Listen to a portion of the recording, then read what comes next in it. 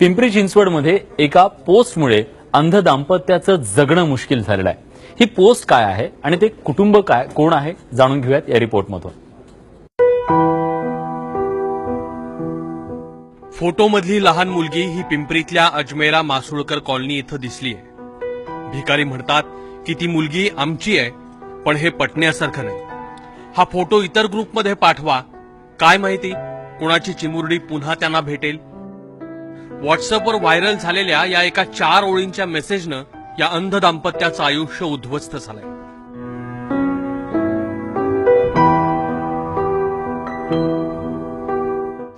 धर्मेंद्र लोखंडे आणि शीतल लोखंडे जन्माने 100% अंध। 2012 मध्ये दोघांचं लग्न झालं।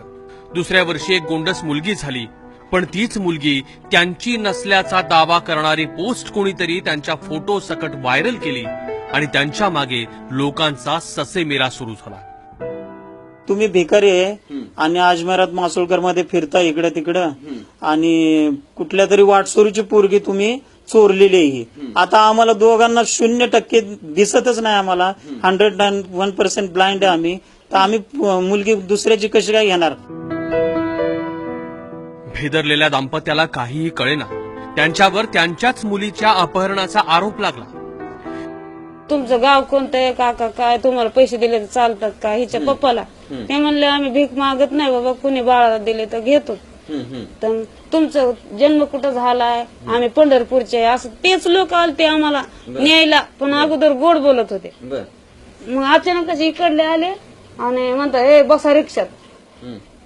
कसं काय रिक्षात बसावं म्हणले तर म्हणे आम्हाला साहेबांनी पाठवले। कोणत्या साहेबांनी? तर मोठे साहेब आहे।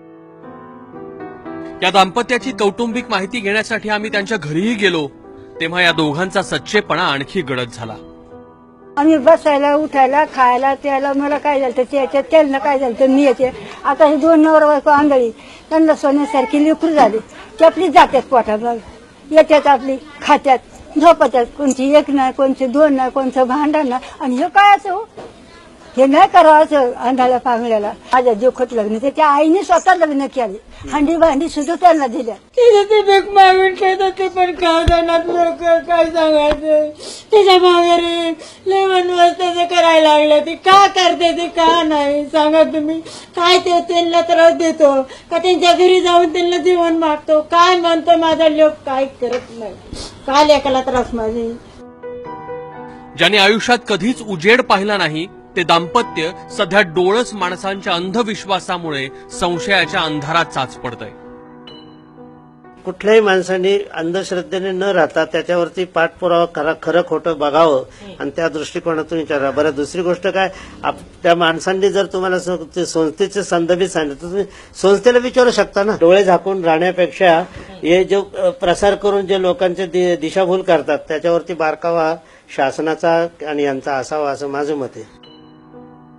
व्हॉट्सअपवर येतं ते सगळंच खरं असं मानून आला मेसेज की कर फॉरवर्ड या संस्कृतीमुळे धोका वाढलाय।